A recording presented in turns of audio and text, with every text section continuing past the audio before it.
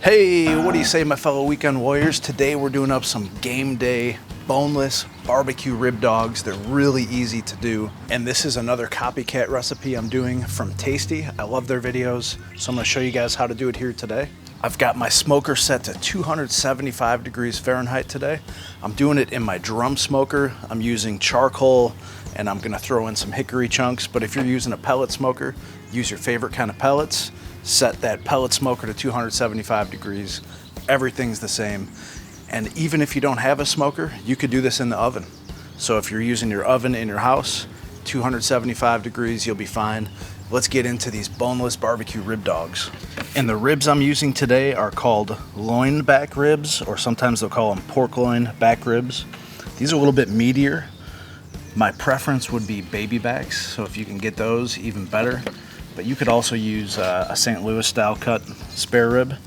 And what I gotta do is take off this membrane. And one of the easiest ways to do that is to get yourself a butter knife. And I'll come in right along a bone section here, run the knife under, and just slowly get it through and pull up at the same time, just so you can get it started. And then I'll grab a paper towel, grab that membrane, and just start pulling it back. Sometimes it'll come off in one piece, sometimes it doesn't, like this one, but that's no big deal. Just come back and grab the other ends. And now it's time to season them up with your favorite rub. This surface is kind of dry, so I'm gonna use some mustard as a binder. And no, you cannot taste the mustard after this is done cooking. It's just a little bit of something to help the rub stick. So if you don't want to use mustard, then you could use some water. You could use some Worcestershire sauce. Doesn't really matter.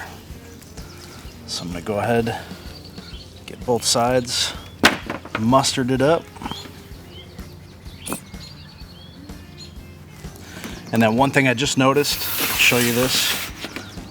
There's this little bit of a flap right here, and it is meat, but what's going to happen is this is going to dry out, and then when you go to cut your ribs, it could actually cause them to pull apart. So I'm going to cut this off, starting down here. This little bit of silver skin to get through. I'm going to run my knife through here, just get rid of that.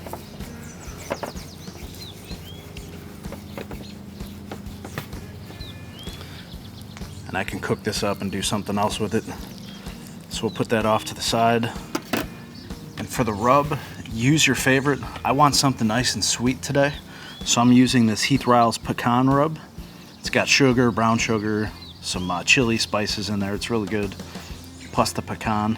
So I'm gonna go ahead and liberally coat this. We want today's to be highly seasoned because we're gonna go one rib per hot dog bun,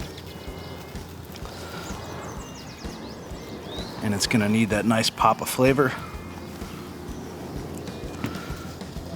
I'll turn it over, and we'll do the same thing on the back side. And that's pretty much it for the ribs. Now, the reason I say to over season it a little bit more than normal, once you put this on a bun, you know, you got the bread that hasn't been seasoned, toppings that might not be seasoned. So if you don't go a little bit heavier, you might lose that flavor you're going for. So we're gonna let these chill out for about 5-10 minutes, let the rub kind of set up on there. In the meantime, I'm gonna put my hickory in, and you may or may not be able to see, but I only have charcoal on 1/2 of the pit, so I can do some indirect cooking. My ribs will be over on this side where there aren't any coals. And I'll go ahead and drop down my first chunk. And then I'll put another one over on this end, which we may or may not burn, but you don't need a whole lot in these drums. It's real easy to over smoke something, but I do love smoking ribs in the drum. I think it gives the best smoke flavor of any of my smokers. I'll toss my grate on top, give it a good brush, put this lid back on, and we'll let this come back up to temp, give it about 5 minutes or so. Then we can put our ribs in and get this party started. I can't wait. And it's been a quick 5 minutes. Let's get this lid up. Put our ribs down, opposite side the coals. You see how that rub set up real nice on there? So let's get this lid back on. And we're gonna go for about an hour and a half or 2 hours before I even look at them. We're gonna let them get a good amount of smoke. Then we're gonna wrap them up real tight in foil. We want these things fall off the bone tender so that we can pull those bones out, cut it up, and put it on some hot dog buns. So we'll be back in about an hour and a half to check on them. And we're coming up on the 2 hour mark. It smells so good out here. Got that nice thin blue smoke coming out, hickory. I can smell the drippings from the ribs hitting the coals. It smells awesome. Let's check these out. All right. Wow, that's nice. Real nice color on there. Kind of that nice mahogany. All of our rub is set. Let's flip it over. We can see here we're starting to get a little bit of pullback on the bones. And I'm really happy with the way these look right now. Little crunchy piece here I'm gonna eat. So at this point, I'm gonna take them off and wrap them. I don't think I need any more smoke flavor or color on those. So let's wrap them up and get them nice and tender. In fact, now that we got them in the sunlight, you can see even better what I'm talking about. Nice color. You can see the rub is set and kind of dried out. I'm not worried about it being dry. All the moisture is gonna release inside of this foil and it's gonna kind of baste itself. I'm gonna put these meat side down on the foil and I'm doing 2 layers of foil. I wanna trap in all that moisture. We don't want any leaks. So I'm just gonna take this first one, wrap it real nice and tight.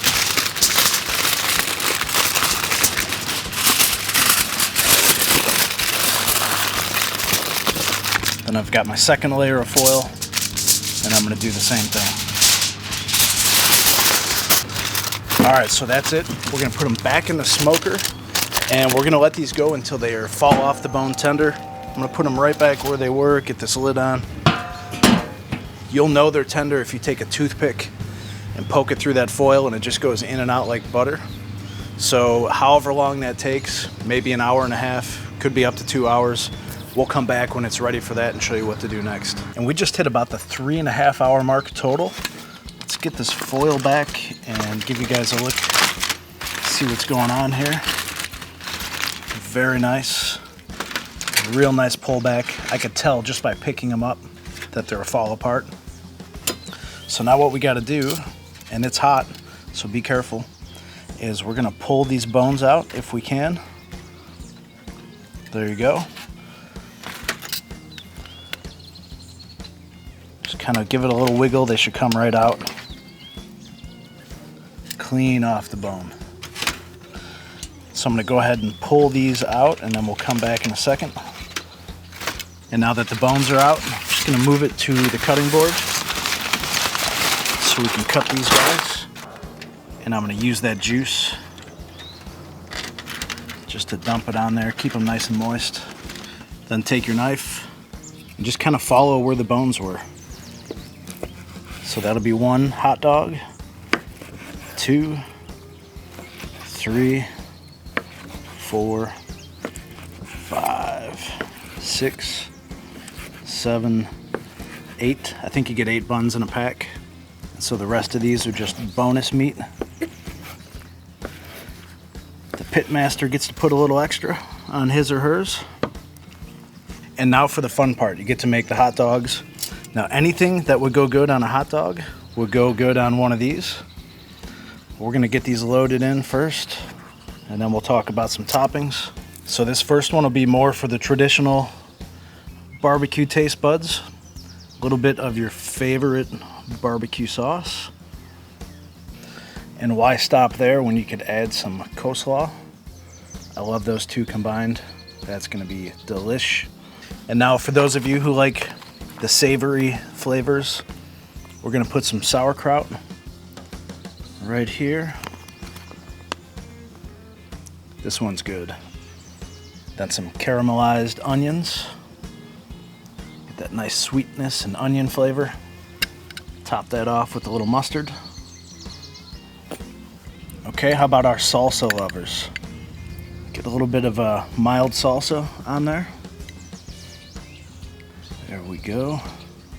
A couple slices of avocado. Some crumbled feta cheese.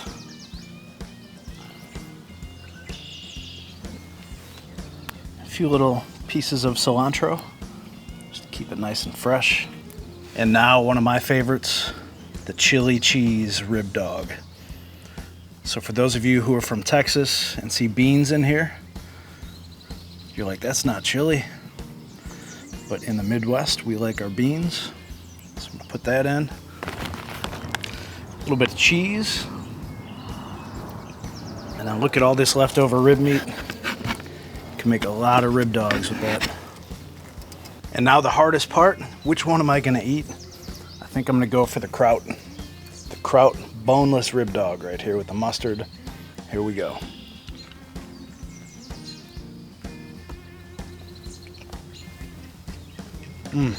It's so soft and smoky.